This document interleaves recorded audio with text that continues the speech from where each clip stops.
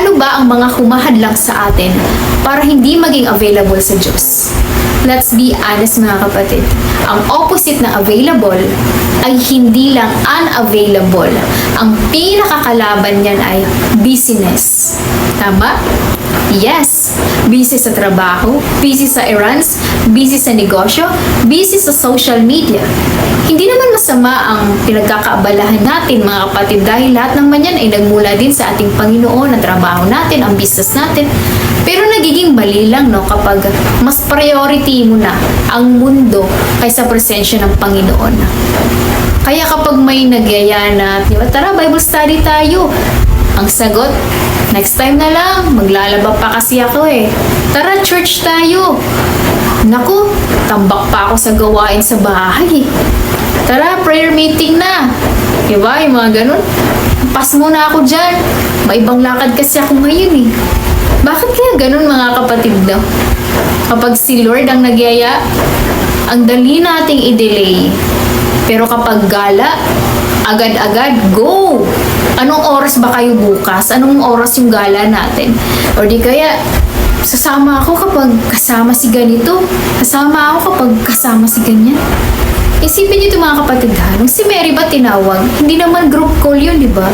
Hindi naman niya kasama si Joseph or friends niya. Mag-isa lang si Mary that time at wala rin special celebration sa araw na yun. It was a normal day. Pero kahit ordinaryong araw yun, dumating ang divine appointment. Dahil available si Mary. Dumating ang divine appointment. Dahil available si Mary. Nagamit siya ng Diyos para sa kanyang layunin at pinakamalaking plano dahil available siya. Ganon din tayo mga kapatid. Ang pagtawag ng Diyos ay personal, hindi group setting. Hindi rin by barkadahan at tandaan natin mga kapatid, ang pagharap din natin sa langit, individual at hindi rin by group. Pray mga kapatid, ganyan din tayo, no? Maging available tayo. Hindi lang tuwing Sunday, hindi lang kapag may feel good moment, kapag si Lord ang nagbigay ng instructions, di ba? Malinaw yun at sigurado, kagaya kay Mary, di ba? May clarity at hindi ka maliligaw kasi may direction eh. Madidiscern mo na, teka, boses yun ni Lord di ba? Kasi ang totoong tupa ni Lord, naririnig ang boses na kanyang pastol. Sabi sa John chapter 10 verse 27 to 29, nakikinig sa akin ang aking mga tupa. Nakikilala ko sila at sumusunod sila sa akin. Amen? So, paano maririnig ang tinig ng Panginoon? Sa araw-araw na pagbabasa ng kanyang salita, ang Biblia, to study the Word, sa pananalangin, sa pag-worship, sa pag-journal, sa pakikinig ng preaching, di ba? Every Sunday, maraming series na bahagi nating pastor. Dito malinaw no, na maririnig natin ang instructions at pangungusap ni Lord sa atin. Kapatid, minsan iniisip mo na hindi naman yata ako qualified Lord eh. Or bata pa naman ako Lord. Wala naman akong alam sa ganyan. Wala naman akong yaman. Wala akong posisyon. Wala akong influence. Kapatid, tandaan mo, hindi dahilan ng edad para gamitin ng Diyos. Kahit sino ka man, bata ka man, matanda ka man, pwede kang gamitin ng ating Panginoon. Tingnan niyo si Mary mga kapatid. Teenager, ordinaryong babae. Hindi nga siya kilala, di ba? Pero ang Diyos hindi tumitingin sa resume mo. Hindi naman impress talaga si Lord kung ano yung mga achievements mo sa buhay. Actually, galing naman lahat yan sa ating Panginoon eh. Wala tayong may pagmamalaki. Yung posisyon mo, yung work mo, yung karugtong ng name mo sa pangalan mo, oo, pabor yan ni Lord. At pagpapala. Pero, hindi naman yan ang hinahanap ng Diyos. Ang hinahanap niya ang availability mo. So, I pray mga kapatid, no? Ganun din tayo. Si David nga, isang batang pastol din, no? Hindi nga siya isinama sa line-up ng magkakapatid para pagpilian bilang hari. Pero anong sabi ng Diyos kay Samuel? In 1 Samuel chapter 16 verse 7, Samuel, huwag mong tingnan ang kanyang taas at kakisigan sapagkat hindi siya ang pinili ko. Sinasabi ng Panginoon kay Samuel na huwag tingnan si Eliab kasi napakakisig po niya. Yun po yung panganay nila ni Samuel. Kasi mga kapatid, kahit anong gawin natin, no? Hindi talaga tayo magiging perfect. Si Lord lang talaga ang perfect. kasi makasalanan tayo di ba? Pero wag mo naman hadlangan ang plano ng Diyos sa buhay mo dahil may perfect plan ang Diyos kahit sa imperfect life natin. Si David, hindi naman the most experienced Walang training sa digmaan. Bata pa nga lang din siya pero willing siya at available siya.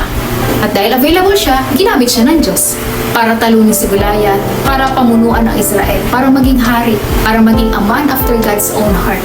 Minsan mga kapatid, yung kahinaan mo, yan pa yung opportunity para i-display ng Diyos ang kapangyarihan niya sa buhay mo. 2 Corinthians chapter 12 verse 19, My grace is sufficient for you, for my power is made perfect in weakness. Kapatid, minsan iniisip mo na hindi naman yata ako qualified, Lord or bata pa naman ako, Lord. Wala naman akong alam sa ganyan, wala naman akong yaman, wala akong posisyon, wala akong influence. Kapatid, tandaan mo, hindi dahilan ng edad para gamitin ng Diyos. Kahit sino ka man, bata ka man, matanda ka man, pwede kang gamitin ng ating Panginoon. Tingnan niyo si Mary, mga kapatid. Teenager, ordinaryong babae. Hindi nga siya kilala, di ba? Pero ang Diyos hindi tumitingin sa resume mo. Hindi naman impress talaga si Lord kung ano yung mga achievements mo sa buhay. Actually, galing naman lahat sa ating Panginoon Wala tayong may pagmamalaki. Yung posisyon mo, yung work mo, yung karugtong ng name mo sa pangalan mo, oo, pabor yan ni Lord. At pagpapala. Pero, hindi naman yan ang hinahanap ng Diyos. Ang hinahanap niya ang availability mo. So, I pray mga kapatid, ganun din tayo. Si David nga, isang batang pastol din, Hindi nga siya isinama sa line-up ng magkakapatid para pagpilian bilang hari. Pero anong sabi ng Diyos kay Samuel?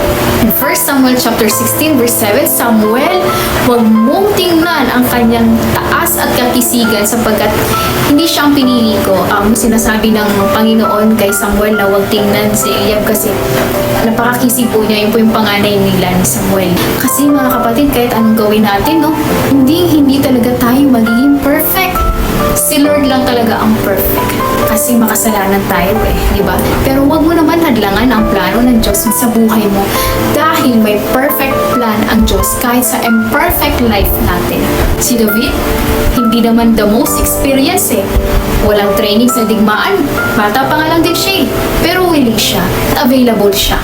At dahil available siya, ginamit siya ng Diyos para talunin si Goliath, para pamunuan ang Israel, para maging hari, para maging a man after God's own heart. Minsan mga kapatid, yung kahinaan mo, yan pa yung opportunity para i-display ng Diyos ang kapangyarihan niya sa buhay mo. 2 Corinthians chapter 12 verse 19, My grace is sufficient for you, for my power is made perfect in weakness. 2 Timothy chapter 1 verse 7, hindi espiritu ng pagkatakot, pero baka ikaw na mismo ang umaharang sa sarili mong assignment sa kingdom ni Lord, kapatid.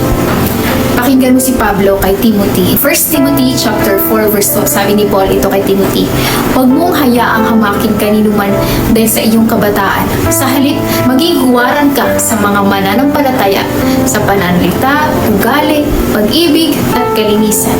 Bata pa si Timothy pero hindi sinabi ni Paul na hintayin mong maging leader ka muna bago ka kumilos. Sabi niya, maging huwaran ka ngayon pa lang. Ganyan din ang paalala sa atin, hindi hadlang ang edad o kakulangan sa galing o karanasan mo. Ang hadlang lang ay kapag pinayagan mong maniwala ang puso mo sa mga excuses. Pinangako naman ni Lord sa atin, di ba? Sa bawat mission natin na hindi niya tayo pababayaan ni iiwanan man. God does not need you to understand everything. Hindi niya naman sinabi na i-figure out mo lahat ang sabi niya. Just trust me, anak. He just needs your yes.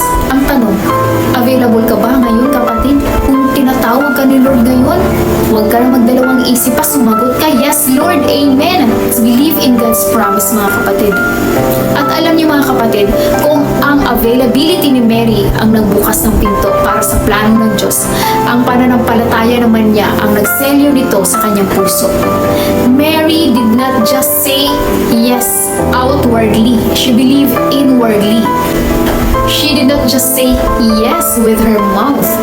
She said yes with her faith. Kaya ginamit siya ng Diyos na pangmalakasan talaga para sa kanyang kaharian, ang magdala ng tagapagligtas ng mundo. Alam niyo mga kapatid kung ano yung naging edge ni Mary? Trust. Tiwala siya kahit hindi niya alam ang buong detalye dahil alam niya kung sino ang tumawag sa kanya. Kapatid, yung din ang hinahanap ng Diyos sa iyo ngayon. 100% na pagtitiwala. Hindi lang ang yes Lord sa labi, kundi yes Lord na may pananampalataya